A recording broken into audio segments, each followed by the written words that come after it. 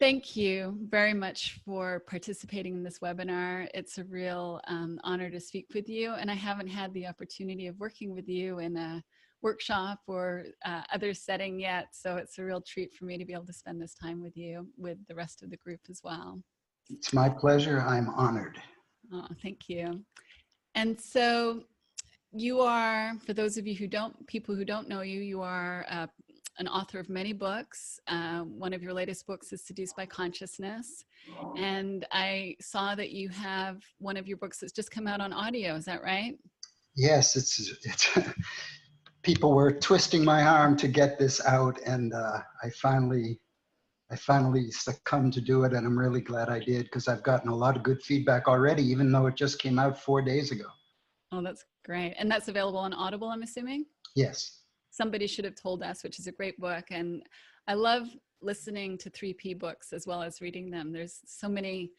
I'm much more likely to listen to a book more than once than I am to read it more than once.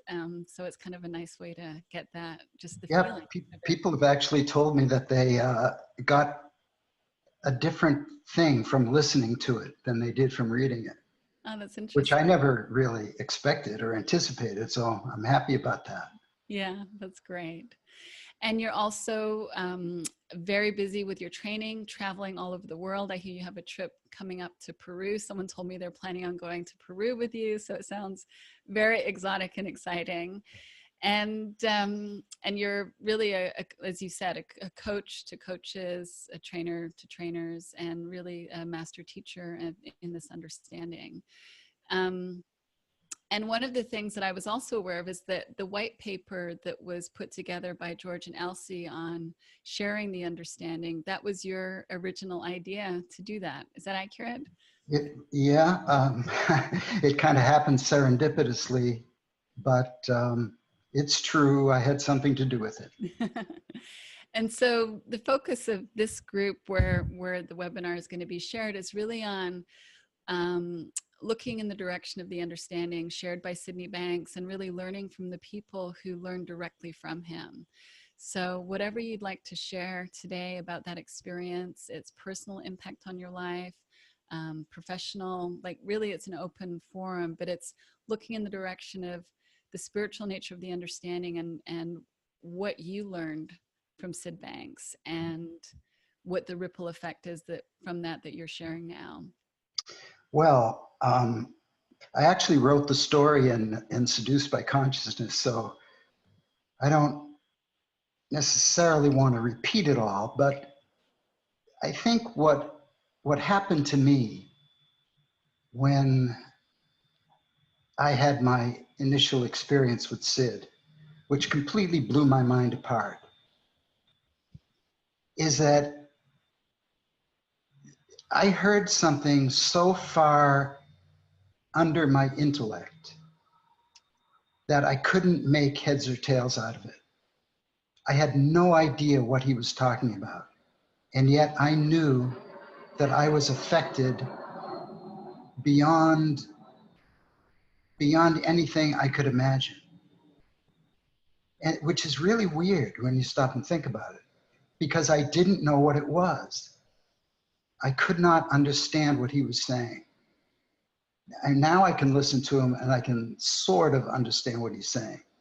But back in those days, hearing it for the first time, really, I mean, I'd heard some stuff on some of his early tapes before, but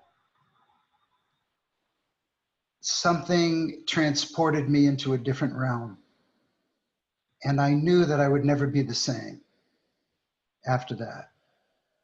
But it's so hard to put into words. I mean, the only thing I knew, and I knew this beyond a shadow of a doubt, was that I knew that he was speaking truth. That was the only thing I knew. And to me, it was like, there's more going on than what I thought I knew. There's a lot more going on. Like, I didn't know what it was, but I knew that everything that I had been seeing about life, you could probably put in a thimble compared to what was to know life. I've really never looked back from that moment. I think I also put in my book that there was a time not too long after that when I was writing the Modelo book that I ran into some difficulties with the Modelo women wanting to pull their support out from it. And Roger Mills kind of deserted me in the process. And I would have left at that point if I had not had that experience with Sid, because there was something unshakable about what I knew, that it didn't matter what kind of personalities people were people were presenting to you or anything like that. There was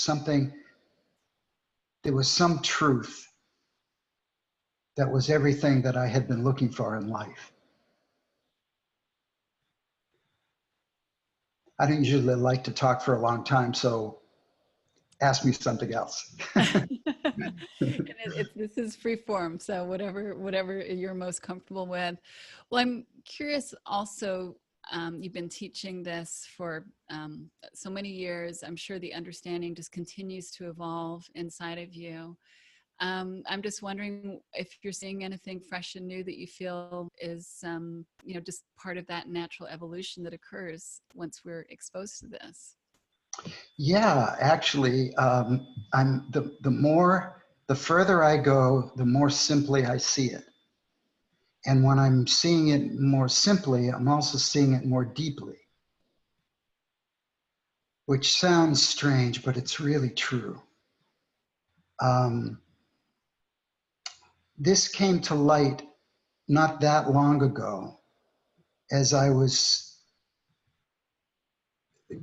gearing my mind in preparation for this training retreat that I did in Spain with Gabriela Maldonado Montano.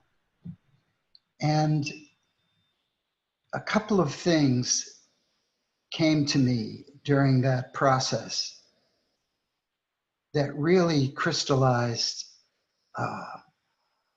what it's all about for me.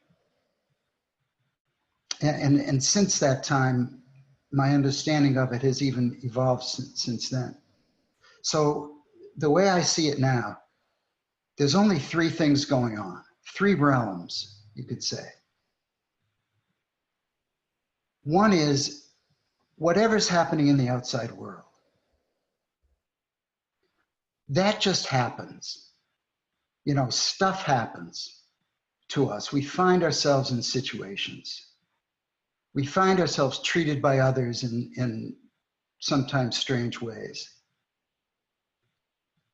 We find that, we grow up in certain circumstances. And all of that is the outside world. It's happening. We know that. But there isn't one thing about the outside world that we can ever know that doesn't come through the meaning that we make of it for ourselves with our own thinking, which consciousness grabs a hold of, sends right through our senses, makes it look absolutely real. So there's what's going on out there, and then there's, completely separate from that, there's the meaning that we make of it for ourselves. And that's all that we ever know about it. That's all that we ever know is out there. When people can separate out what is happening to them and the meaning that they make of it for themselves, that seems to be very, very, I don't know if comforting is the word, but graspable, you could say. And then underneath all that, there's the formless energy of life that we have access to from the pure essence of who we are. And shows up to us as peace, love, and wisdom, and various things like that. And that's really all that's ever going on.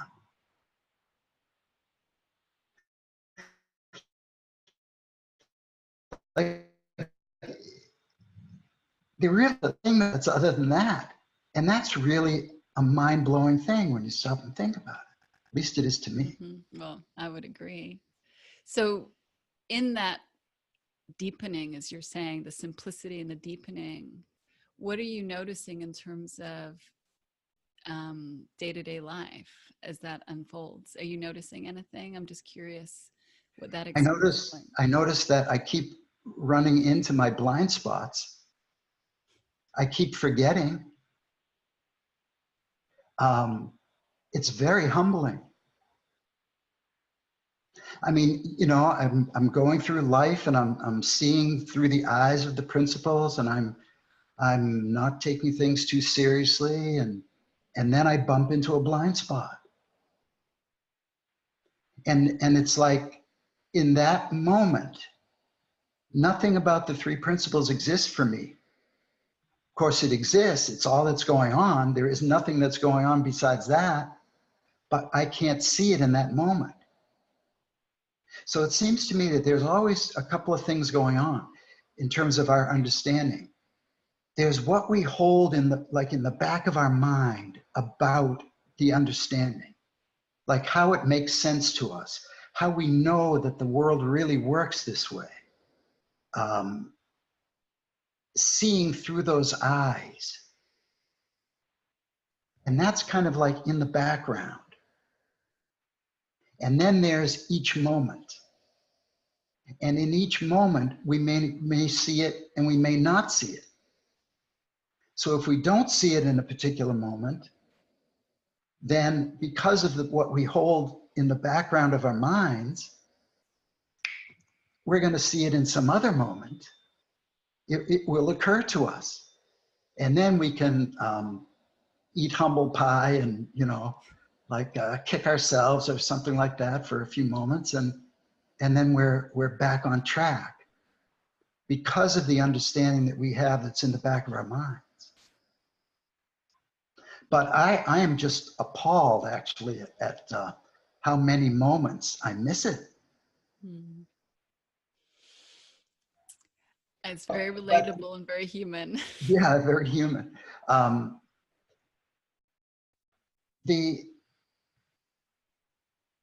it's also okay. Like, it's totally okay with me if I miss a few moments. Like, I don't see any point in missing more moments by beating myself up about it. You know, it's just one of those things that happens because we're human. And so the trick is to not get bummed out by that. You know, just to allow that to, you just chalk it up to being human, and that's it. Mm-hmm. You know? Yeah, have self-compassion, it sounds like. Yeah, self-compassion. And it really, the understanding has made life much more easy for me, except when I bump into blind spots that that by the very name I'm blind to. Mm-hmm. And that's when life looks hard. And it's very humbling to know that life can only look hard by our own creation. And whenever it looks hard, it's just an illusion. And that illusion is by our own creation. It's so powerful when we do see it and we're not in a blind spot to that. Yeah, it's true. And everybody's got blind spots. Everybody has them. There isn't a single three principles teacher in the world that doesn't have blind spots. Some of us might just be willing to admit them more than others, but yeah, I think that's part of the spiritual being having a human experience dance. Of course, we're going to be doing that dance of seeing and not seeing. That's just part of the experience as I recognize it. right. There's another thing that I realized recently that is really powerful for me. And it's funny. At first, when I tried to tell Gabriella about what I had seen, she had no idea what I was talking about. And then before we even got into the session, something had clicked with her about it, and she started talking about it to everybody else. And I was just sitting back being amazed at her wisdom about this.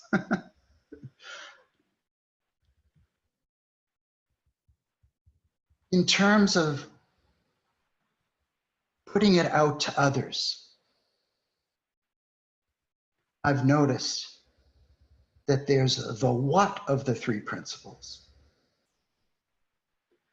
What makes it work the way that it does? And there's the how of the three principles, which is kind of like how we apply it in our lives.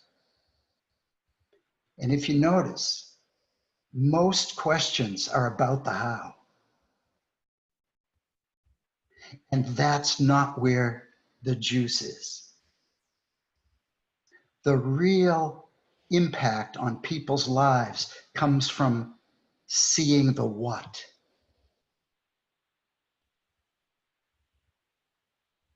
That was really powerful for me when I saw it. And then I couldn't believe how, you know, it's like when you have like a blind spot or some hidden thinking revealed to you that you've never seen before. So it's always been operating all along, but you never saw it. And then all of a sudden you see it, and then you can't believe how often it shows up once you see it.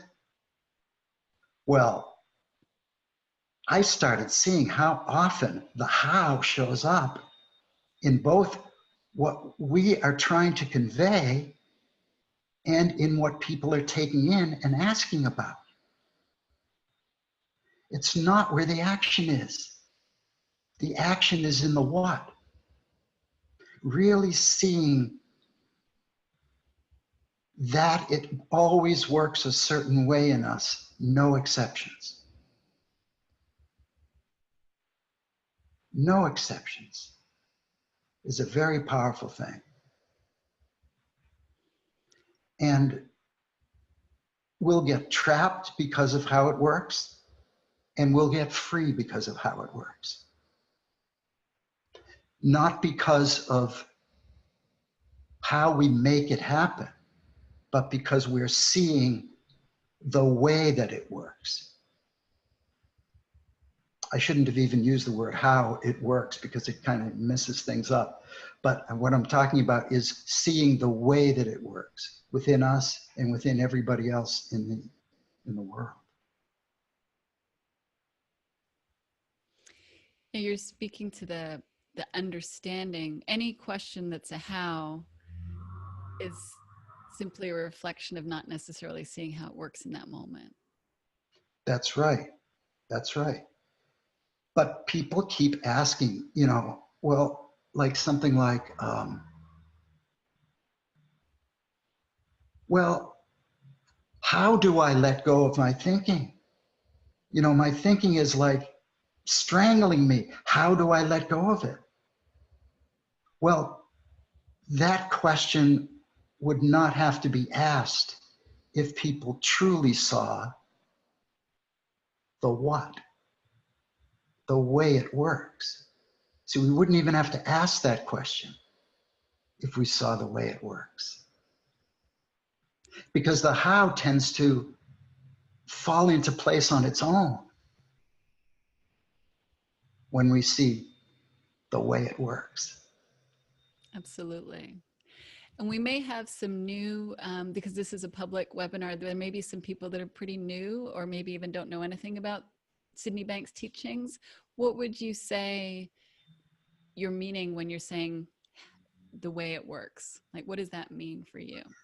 Well, yeah, just for me, I mean, this is the way that I see it. You know, I see that universal mind, which is the formless energy and intelligence behind all life, that we are a tiny little part of it. So we are part of the one. So we are the one in a little tiny part. And therefore, we not only have access to all things, because the oneness has to include all things, but we also are the purest part of the one. You could say as one, you know, the essence of the one. The essence of the one comes into us in our soul. I mean, it is who we are. There is no way that we can escape from it. So we bring into this world pure peace of mind, pure love. And we're like the pure incubator from which wisdom springs, you know. And that is who we are. The essence of who we are is the essence of the one.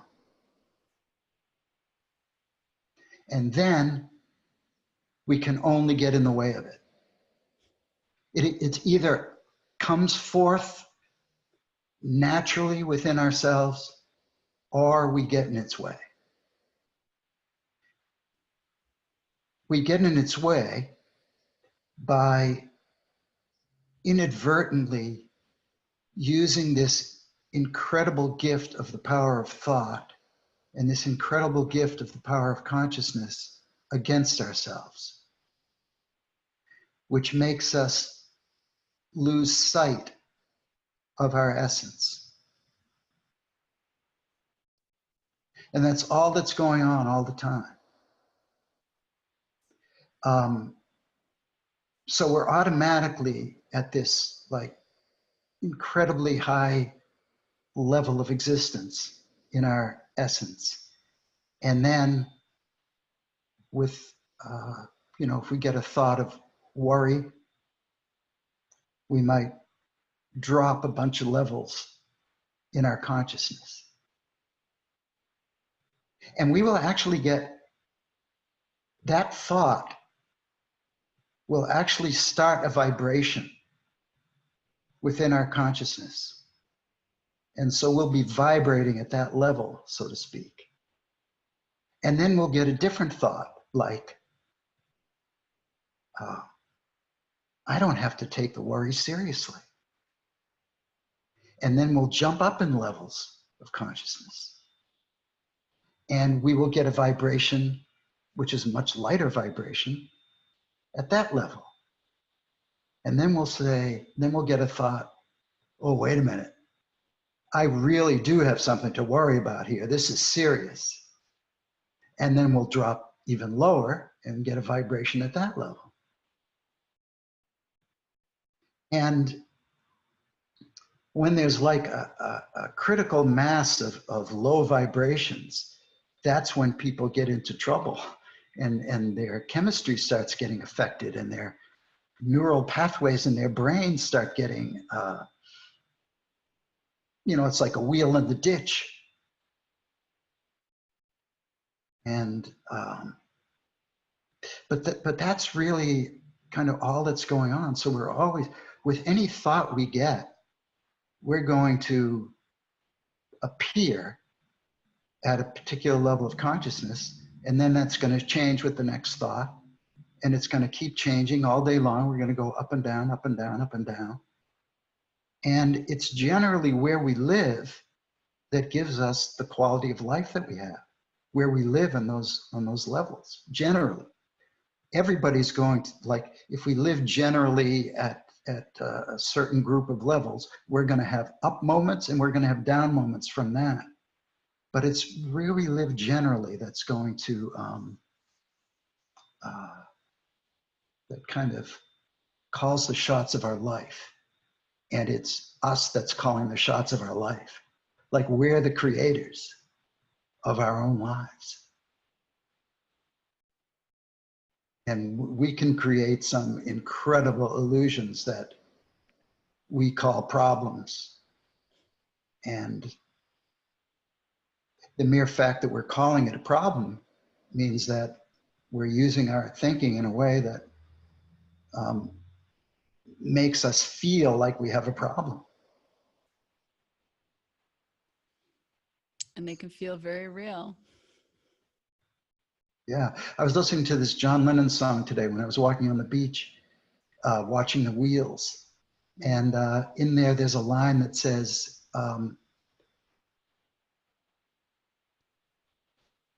you tell me people were telling him that it's a problem, that what he was doing. And so he said, I tell you, there are no problems, there's only solutions. You know, that's a way of seeing the world that you can take the same exact thing that's going on, and it becomes from our own thinking, whether it's a problem or whether we just see it as a solution. It's all interpretation. Mm-hmm. Yeah, absolutely. Well, I'm checking the time, and I do want to leave some time for people to ask questions. So I'm going to just give people the instructions, and then we can continue while we're waiting. Great, please, because I've been talking too much. So in order to raise your hand, you can push the participants button, and then you'll see a raise hand button. So if you have a question, or if you have something that you would like Jack to speak to, or you have a reflection that you'd like to share, then just click the raise hand button, and I'll be able to see that, and I'll call on you. So we'll just give people a few moments to figure that out. And anybody who's ever worked with me knows that I thrive on questions. I don't even know what to do if there are no questions. Well, another question that's coming to my mind is, in your experience, what do you see that Sydney Banks shared something unique in the way that what he saw and what he shared in his teachings? What I think is unique about what he saw is how it all fits together, like how it all really works together. I mean, you get these incredible spiritual teachers who talk about universal mind and consciousness, you know, and you get people that are so deep, like David Bohm, the physicist, who talks about thought. But he doesn't talk much about consciousness, you know, and people who talk in the universal mind realm, or what they call pure spirit, don't necessarily talk about thought and the thought reality connection, because that's really what it is. It's not just about thought, it's the thought reality connection. That's where people get lost, is they miss the fact that it's the thought reality connection. Like, what we're calling reality is really just our own thinking. Now, Sid showed us how it all works together. And I think that I've never seen anybody really talk like that before. I've seen people talk around it, talk really close to it, but not talk it. The three principles give us something to grasp in the spiritual world, I think. At least that's the way I see it. Mm-hmm. No, that's great. It's kind of like the language of the formless and the form is what I'm hearing. How that all plays out with the understanding. Mm-hmm. We have someone who's raised their hand. So Laurel, I'm going to unmute you. Hi, Laurel. Hello. Hi, Laurel. Hi. You and I have had a couple of conversations, Jack, and I so appreciate you. And There's a call from Legal Shield. I have to call back. Um, I had someone, a major rapper, plagiarize one of my YouTubes, so I had put in a call to an attorney to see what I could do. Yeah, so and I wrote a little blog on it. Is plagiarism the highest form of flattery? Anyway, It depends on you thinking about it. Right. Well, it definitely took me into I let it take me into a deep, unhappy place. So first of all, I want to say that what you've shared so far has been so deeply meaningful to me, and I'm extremely grateful for how you have articulated your understanding. And Rohini, I love your questions and reflections on what Jack has shared. So I sort of have two questions. One is, when I'm not seeing the what, and my thinking I'm in a blind spot, and the thinking is aggregating, and my consciousness is lowering, that's when I'm interested in the how. And I'm curious what you do. Or is it just enough for you to know that you're in a blind spot and it shifts? Or do you have strategies to help you shift into a remembrance? Yeah, see, so that's a beautiful how question. It is. And it's when I forget the what that I go to the how. Yeah, don't we all?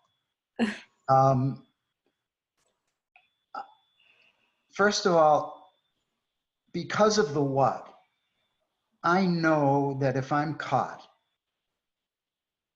that my thinking is going to change somewhere down the line without me having to do anything. And so I kind of have a so what attitude about it. You know, so what if I've gotten lost for a while? That's okay with me. And so there's nothing that I need to do to try to pull me out of it. If I'm there for 3 days, it's a really, really long time for me. So, you know, usually it's, you know, sometimes it's a few minutes, sometimes it's a few hours, sometimes it's a day, sometimes when I'm really low, it's a few days. But it shifts. And I've had enough experience with that to know that it's going to.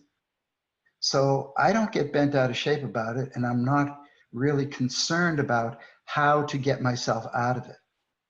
Now, that said, I also know enough that I know that when my mind clears, wisdom appears. So if my mind is cluttered or down or something like that, I know that I have to shift my energy somehow. So, and that's just wisdom. Like wisdom might tell me, take a walk. Or wisdom might tell me, go for a swim. Or, you know, and so I will listen to that. But it's not like I'm going out of my way to make a how happen. But that's just me. Well, thank you. That's helpful. And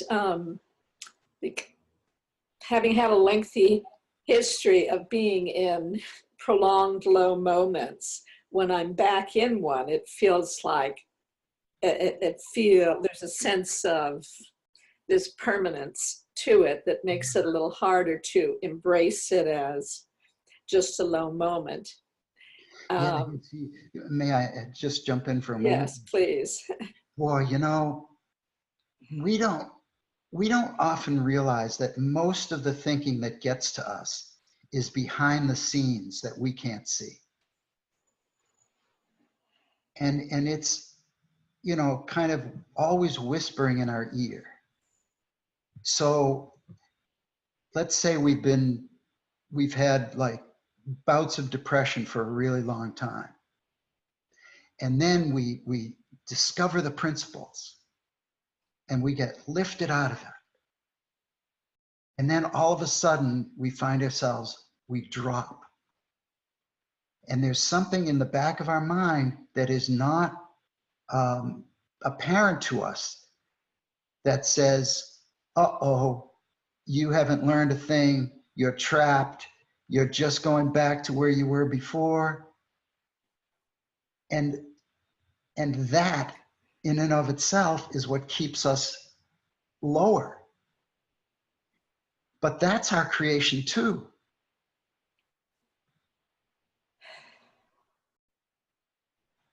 Go ahead, I'm sorry to interrupt. No. Thank you for saying that. And yes, I completely identify with what you're saying. And it kind of, in that state, snowballs and looks very real. And it's like, it feels sometimes like being schizophrenic. The part that feels the wholeness and is operating from that place, and the part that feels decimated. Mm-hmm. And one part has a hard time believing in the other. Yeah. Kind of like Cinderella before and after the fairy godmother.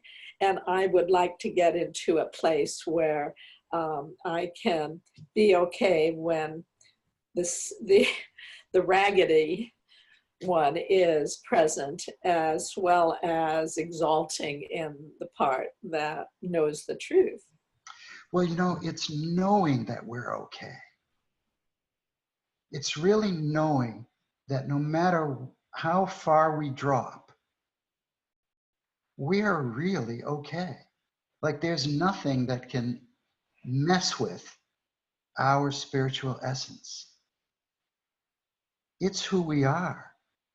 We're just plain okay, and there's nothing that we can do about it. All we can do is forget that we're okay. And if you know that, really know that, it takes some of the edge off of it when we drop. And thank you. And I feel like I certainly know that when I'm in what I would call an exalted space, and when I'm not, that feels, yeah, I know it, but here on earth, it's just not where I belong. Well, when we're saying, yeah, I know it, but we're still caught, Yeah. it means we're really only seeing it intellectually at that time. Right. And I've had lots of people say to me, yeah, I know it's my thinking, I know it's not real, and yet they're still caught. So therefore, no matter what they say, they're still seeing it as real. And that happens to me too. Okay. Whenever I'm seeing something as real, I'm caught. No matter what I think I know. Yes. Well, it's helpful to know that you can go to that place as well. And I know that I spend a lot less time there than I used to. And I'm very grateful for that. Thanks, Laurel. And I love you, and I'm very grateful to you. Thank you. Thank you so much for sharing, Laurel. Have a couple more hands raised. The next person is Jimmy. Hi, Jimmy. Hello. Jimmy, where are you? Hey, Jack. How's it going? Good. Nice to be here with you. Great. My question is, the physical body. We're all dealing with a physical body. I was just wondering your opinion on, as far as taking care of the physical body, from a nutrition perspective and a movement perspective, because a lot of times when we're talking about the three principles,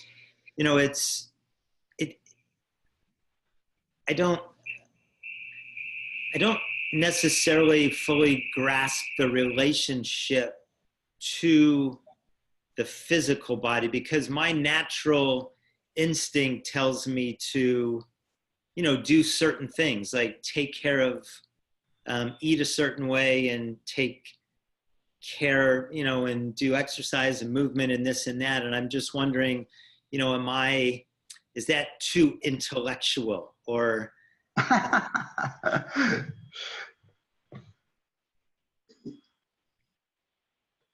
We really want to be guided by wisdom.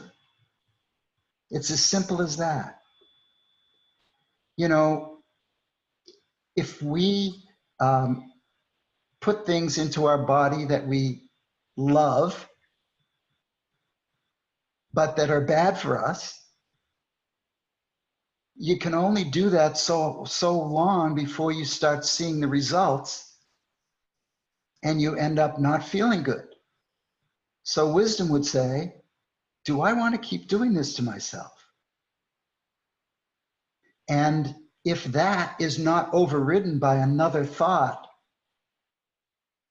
or a series of thoughts, then we're going to be fine in terms of what we eat. The same thing about moving our bodies. You know, if we like just sit on a couch and don't move. I was just reading some research about how that actually affects the brain. It does not do wonders for the brain. And so we can start feeling lethargic.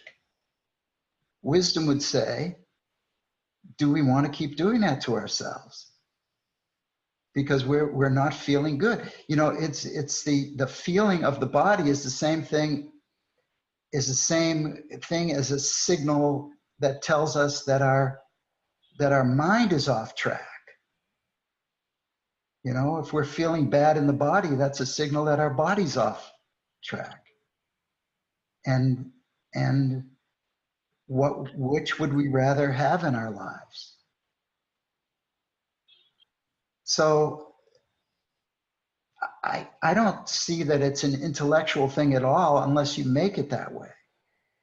To me, it's just wisdom. If we're guided by wisdom in that, we'll be fine.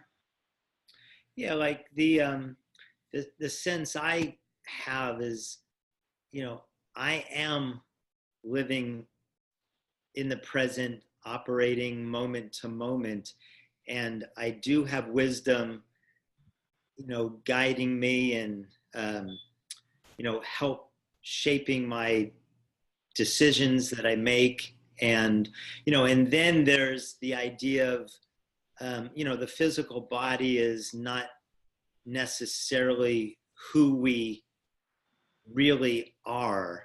You know, so there's some distinction in that, but I feel like, you know, right here, right now, yes, I am operating in this physical body.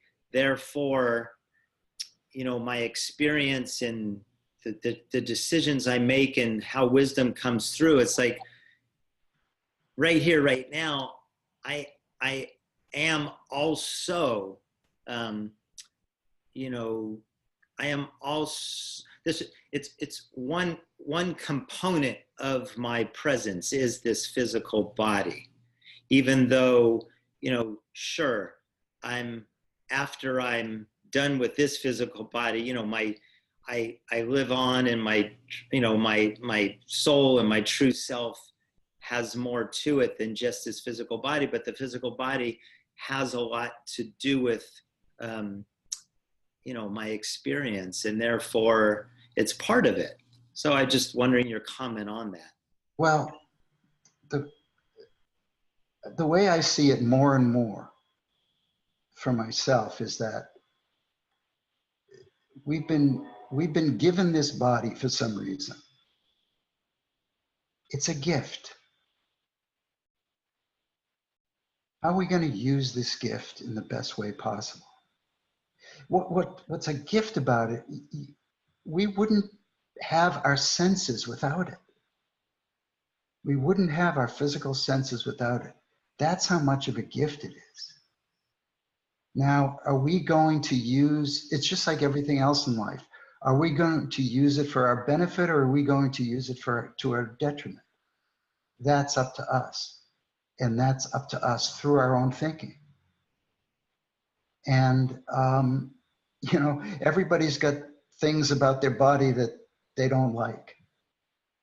And what if that was there to be like a, something to be learned from, about how we are able to deal with it in the world? You know, what if it were for that purpose? It's a blessing, really.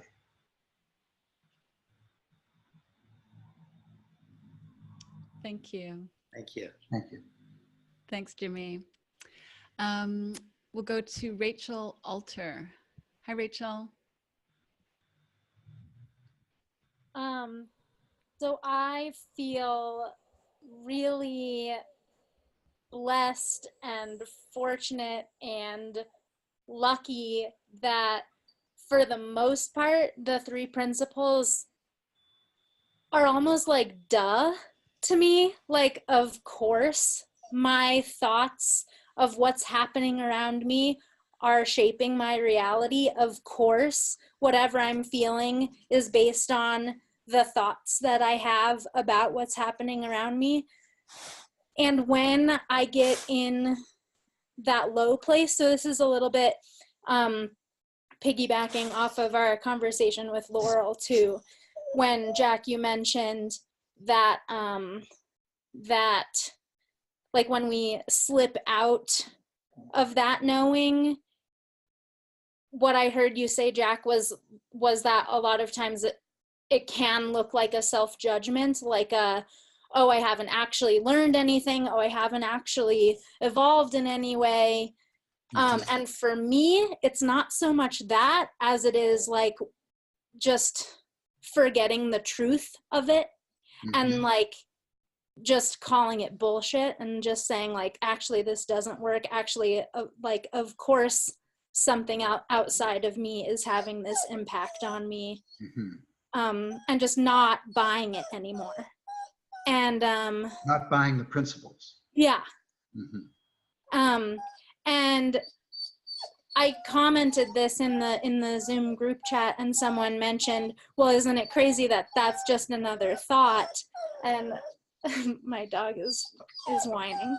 And is having a thought right now. She sure is. And it's about a toy that she's not allowed to be chewing on. We all have our problems. Yes. And like, yes, it is absolutely a thought and a judgment about the three principles, and just saying that they don't work and saying that they're baloney. And that is a thought. And here now today, like, of course, that's clearly a thought. But in that low place, it is true that the three principles are bullshit. And so please, yeah, so let's talk about that. Well, in a way, you could say that the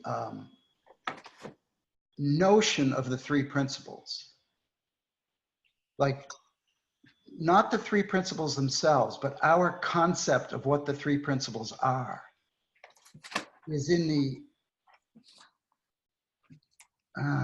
is this correct? I was going to say it's in the outside world, but what I'm trying to say is that whatever we think the three principles are, we're going to have that as an experience of the three principles. Do you see what I'm saying? Yes. Like, yes. We're going to have that experience of the three principles. So whether we are thinking of the three principles of course, it has to work this way, or whether we're thinking of the three principles as this is bullshit, it's like that's what they are to us, but we're using the three principles in order to get that as an experience of the three principles. But they don't work if we call them bullshit. They do. They're working perfectly all the time. They're absolutely working perfectly at every second. Because if we are calling them bullshit, we are getting an experience that they're bullshit. They're working perfectly. Yeah. It means that we're forgetting our true essence in that moment, at that time. So it's honestly, it's like even more proof that they work is when we call them bullshit, they are bullshit. Yeah, it's no more or less proof than anything else is. Yeah. You know, it's that you just can't get away from the three principles in action. And so then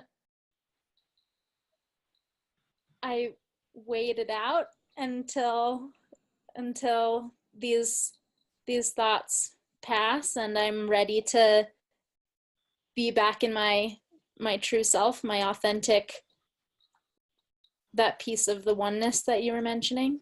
Well, that's what happens, right? I mean, you're down in the dumps. You're seeing the three principles as bullshit, and then later you're seeing them as, of course. That's what happens. So it's proof. Yeah. By the way, I just want to mention that going back to the physical body thing, the physical body is in the outside world. Even inside our body, like our physical body is in the outside world in terms of because the inside world is the spiritual. It's the formless. So even our body is in the outside world, and we are in relationship to our bodies with our own thinking. Just like we're in relationship to anything in the outside world through our own thinking.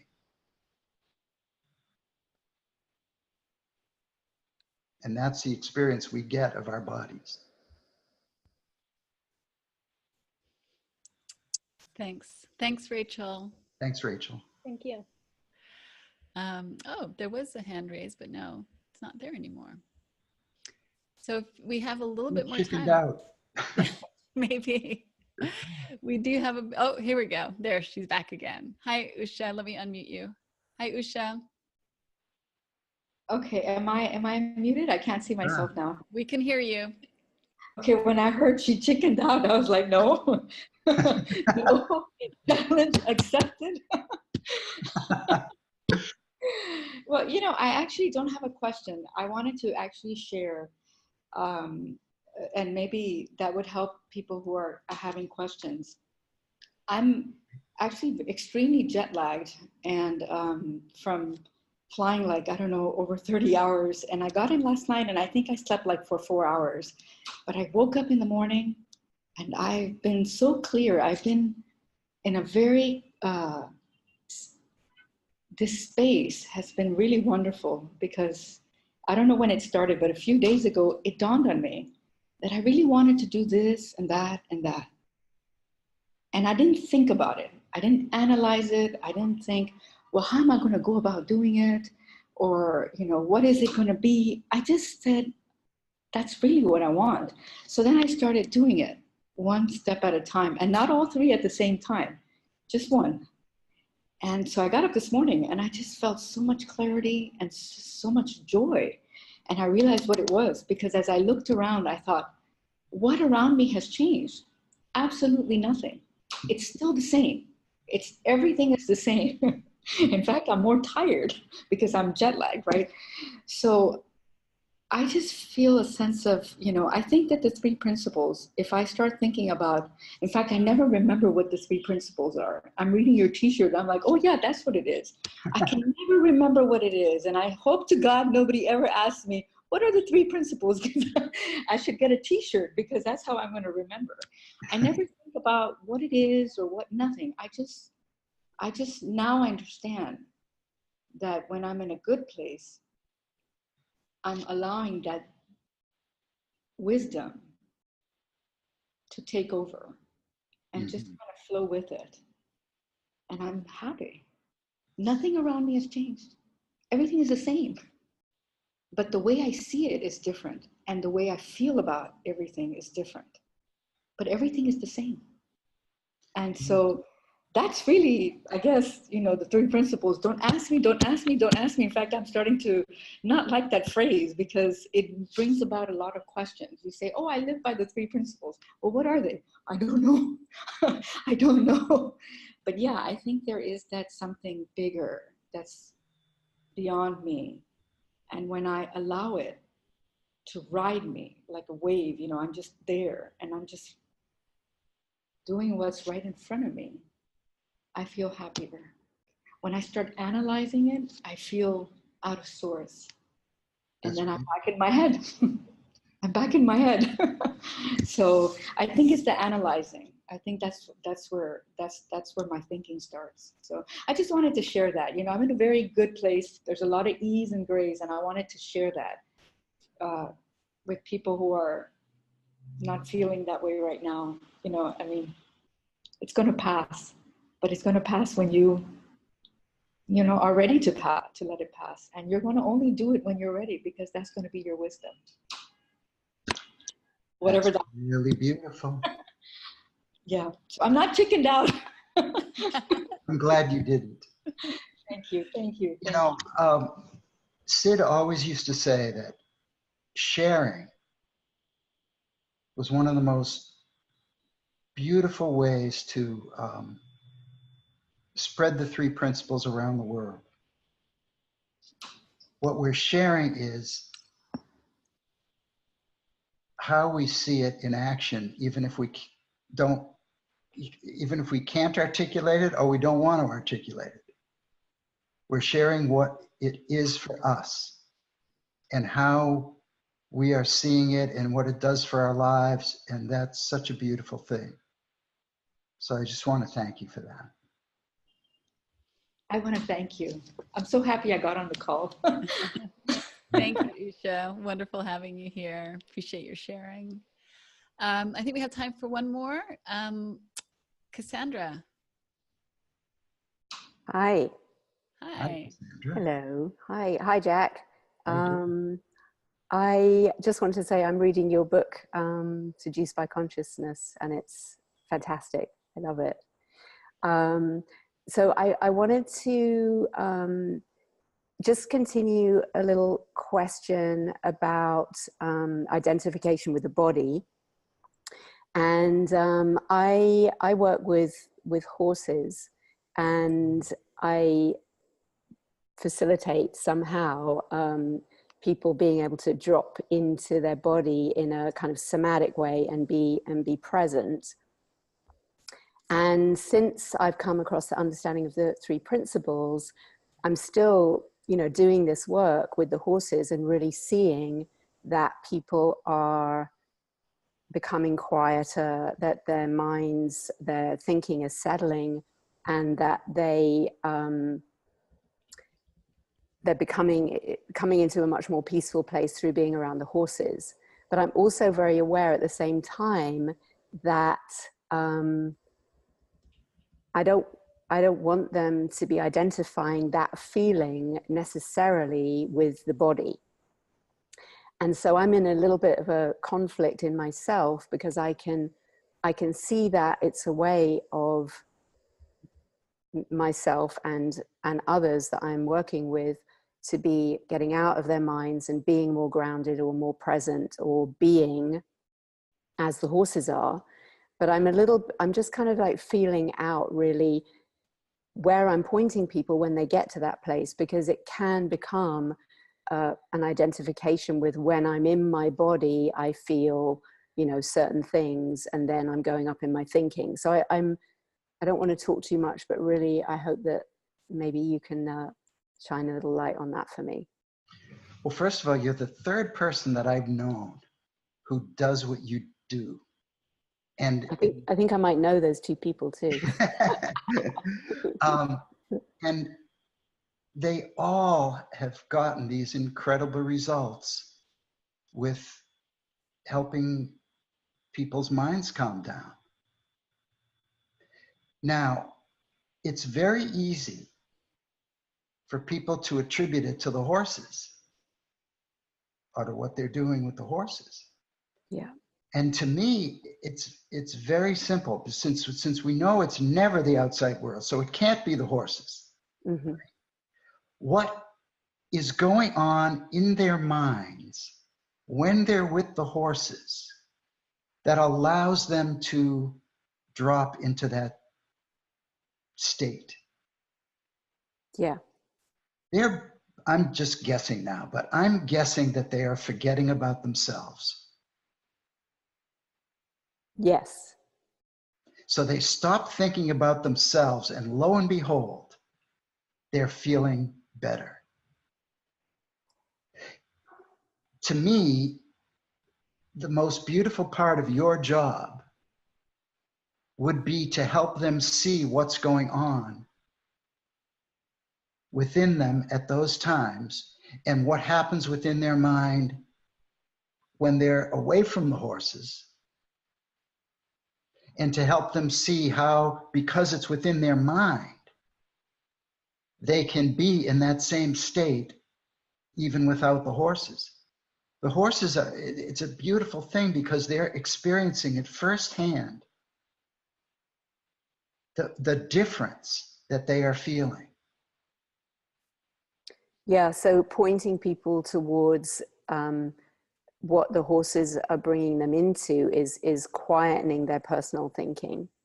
What their mind is doing when they're with the horses is quieting their thinking. Like their thinking gets quieter when they're around the horses for whatever reasons. But it's the fact that their thinking is getting quieter that's making them feel good. Yes. See, if they walked away from you knowing that, not only would they be getting the benefit of being with the horses, but they would see how this applies in every aspect of their lives. Yes, that they have the ability to be able to bring that into their reality without being with the horses. Yes. And all you're doing is showing them what's happening at the time compared to what happens in their mind at other times. Yeah. That's all. That's the what. Okay. Got it. Great. Thanks. Thank you. Thank you. I know we're at the end of the call, but Laurel's asking about one of your books, Jack, where you contrast the 3 Ps with various spiritual modalities. Is that one of your books? And I'll unmute you, Laurel, if I'm getting that wrong. Laurel, is that? Yes, I read that in one of your books. I don't know whether it was a research paper you wrote, but I was very curious about whether it was available to read. It's funny you should ask, because I think the book you're talking about is Prevention from the Inside Out. I don't remember the name of the book. I haven't read that, but I've read several others and you reference it. It's a very big, thick, cumbersome. You're not doing a good sell for it, Jack. Well, no. The reason is because I wrote it as sort of a textbook for people who were learning about prevention, to learn about prevention from the inside out. And Judy Sedgman used it in her West Virginia University classes for years. So it was very helpful in terms of that. But because almost nobody read it, what I just decided to do is take interviews from that book that are really incredible interviews, because they're about how community people's lives changed, and very extensive interviews. And then they had, after their insight, then they turned around and helped other people. And I decided to put those interviews along with like how you do community work and organizational work from the inside out, and put it out in a new form in a book called Hope for All that is probably going to be out within the next few months. Fabulous. Now, it doesn't have that part in there that you were talking about, the comparison to other spiritual approaches. But that's okay, because that stuff is just, you know, it's people can play around with their heads, you know, with that kind of stuff. But this is where the real impact is of what was in that book before, I think. Well, I look forward to reading it. I have loved your other books. Loved this conversation with you. My curiosity about the comparisons has to do with the fact that I've known these principles for years, and I do not understand why this experience of hearing them again is more catalytic than has been my other spiritual pursuits of this understanding. And I would love to know that. Yeah, I just think it's because it's seeing how it all works together, and the more simply we see it, the better it is for us. And so Eckhart Tolle and the pain body understanding, is that something you're also familiar with? Yeah, I'm familiar with it, but you know, it's like any spiritual teaching that you see, you can see the three principles within it. It's just that they didn't make it come together in a way like Sid Banks did. So they have, many of them go to practices, which is a how, about how you can achieve a certain state. And Sid just shows how it all fits together. That's the beauty of the three principles. Yep, that's gorgeous. Thank you so very much. Much love to you. Many thanks. Thank you. Thanks, Laurel. And that's exciting news, Jack, to have your hot off the press book coming out in the next few months. I didn't know about that. All it's waiting for is my granddaughter to finish the cover painting. Oh, beautiful. I can't wait to see that cover. But thank you so much. This has been a wonderful call. Really enjoyed spending time with you and really feeling your grounding and what you're sharing and appreciating your personal experience with this understanding. I feel like sharing from that place just really is supportive in helping all of us look in the direction of what our own understanding is and to see what more gets revealed from there. Great. Can I put in one little plug? Of course.